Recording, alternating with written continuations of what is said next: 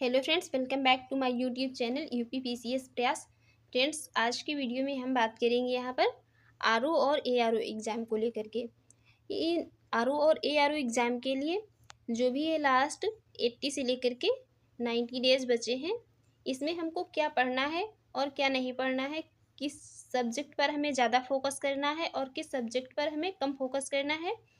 जब से UP PCS आयोग ने आरओ के लिए एक ये नया नोटिस जारी कर दिया है, जिसमें ये बताया गया है कि अब पहले जो कि 2 शिफ्ट में 2 पेपर होते थे। फर्स्ट शिफ्ट में जीएस का पेपर होता था, जिसमें कि 140 क्वेश्चन रहते थे, और सेकेंड शिफ्ट में जो हिंदी का पेपर होता था, उसमें कितने 60 क्वेश्चन रहते थे, और उसके लिए हमें टाइम 1 घंटे मिलता था। और जीएस का जो पेपर होता था मॉर्निंग शिफ्ट में, उसके लिए टाइम हमें कितने 2 घंटे मिलता था। तो अब क्या किया गया है, अब टोटल टाइम 3 घंटे कर दिया गया है, और दोनों पेपर को मर्ज करके एक में हिंदी के 60 क्वेश्चन जो थे और जीएस के जो 140 क्वेश्चन पूछे जाते थे, तो अब क्वेश्चन कितने होंगे, टोटल 200 होंगे, और टाइम कितना 3 घंटे कर दिया गया है। अब ये इसमें इससे जो है इस चीज़ से किनको फ़ायदा होगा और किसको नुकसान होगा। तो इसमें फ़ायदा यहाँ पर उन लोगों को होगा जिनकी हिंदी बहुत अच्छी है। जिनकी हिंदी बहुत अच्छी है वो अपना क्या करेंगे, वो तो 30 मिनट में हिंदी को निपटा करके, और उनको पूरा टाइम किसके लिए, जीएस के पेपर के लिए मिल जाएगा। बाकी यहाँ पर जिन लोगों की हिंदी थोड़ा कम अच्छी है, उनको थोड़ा सा यहाँ पर प्रॉब्लम क्रिएट हो सकती है।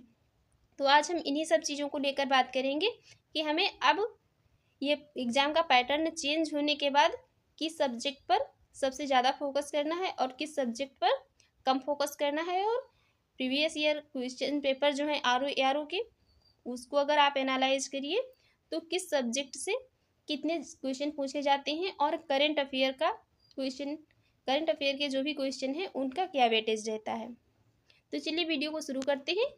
वीडियो को शुरू करने से पहले आपसे रिक्वेस्ट है, अगर आप हमारे यूट्यूब चैनल पर पहली बार हैं तो चैनल को सब्सक्राइब कर लीजिएगा, वीडियो को लाइक कर दीजिएगा एंड शेयर करिए। तो सबसे पहले हम बात करेंगे यहाँ पर करंट अफेयर की।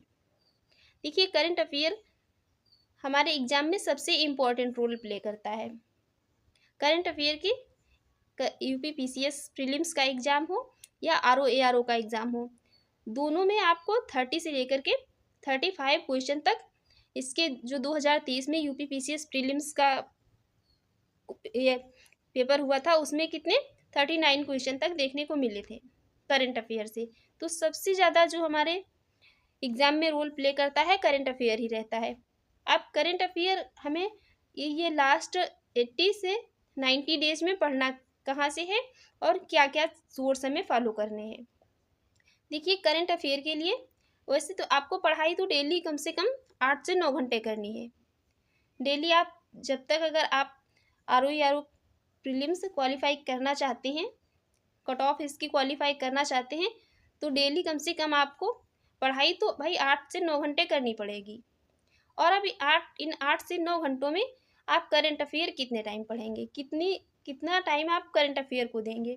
तो इसमें कम से कम आप डेली 2 आवर करंट अफेयर को दीजिए, क्योंकि करंट अफेयर सबसे ज़्यादा रोल प्ले करता है हमारे एग्ज़ाम में। और करंट अफेयर अब जो ये लास्ट टाइम बचा है, इसमें हमें सोर्स क्या फॉलो करने हैं। अगर अभी तक आपने कोई भी मंथली मैगजीन या मतलब मंथली कुछ फॉलो नहीं किया है, तो अब क्या करिए, आप या तो हाफ ईयरली कोई मैगजीन ले लीजिए जिस मैगजीन से आपको समझ में आता है। वैसे तो हम यही सजेस्ट करेंगे कि दृष्टि की मैगजीन जो है कि बेस्ट रहती है, क्योंकि वहाँ से बहुत सारे मतलब डायरेक्ट क्वेश्चन आपके एग्ज़ाम में मिल जाते हैं। यूपी पीसीएस और आरओ के प्रीलिम्स की बात हम कर रहे हैं, वहाँ से बहुत सारे क्वेश्चन मिल जाते हैं। तो दृष्टि की आप या तो एक ये हाफ ईयरली एग्ज़ाम मतलब हाफ ईयरली मैगजीन जो है उसको ले लीजिए, और ये ईयरली मैगजीन, दोनों आप पढ़िए अच्छे से। तभी जो है करंट अफेयर के क्वेश्चन कितने जो 30 से लेकर के 35 क्वेश्चन हैं, तो उसमें से 30 या 32 क्वेश्चन तक सही किए जा सकते हैं।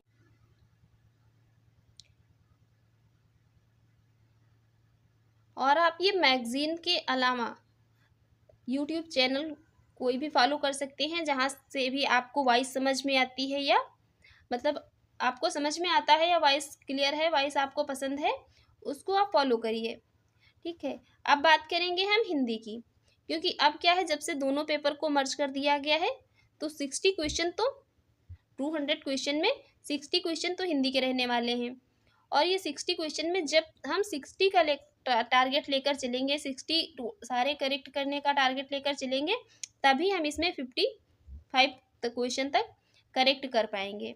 वैसे आप टारगेट तो लेकर चलिए पूरा 60 करेक्ट करने की, क्योंकि क्या है, हिंदी जो है हम एग्ज़ाम में अब ये कट ऑफ क्लियर करने में क्या है, अहम भूमिका अपनी निभाएगी। क्योंकि पहले क्या होता था कि जब मतलब फर्स्ट शिफ्ट का पेपर हो जाता था जीएस का, उसके बीच में हमें टाइम मिल जाता था, हिंदी को हमें जो भी पढ़ना रहता था पढ़ लेते थे। अब क्या है, अब हमको क्योंकि पेपर एक ही होना है तो बीच में कोई टाइम वगैरह नहीं मिलना है, तो क्या है, हमें हिंदी पर सबसे ज़्यादा फोकस करना है।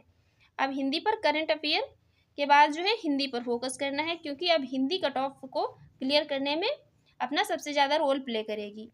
तो आपको हिंदी डेली 1.5 से 2 घंटे पढ़ना है, 8 से 9 घंटे तो आपको डेली पढ़ाई करनी है, और उसमें 2 घंटे लगभग 1.5 से 2 घंटे आपको हिंदी पढ़नी है।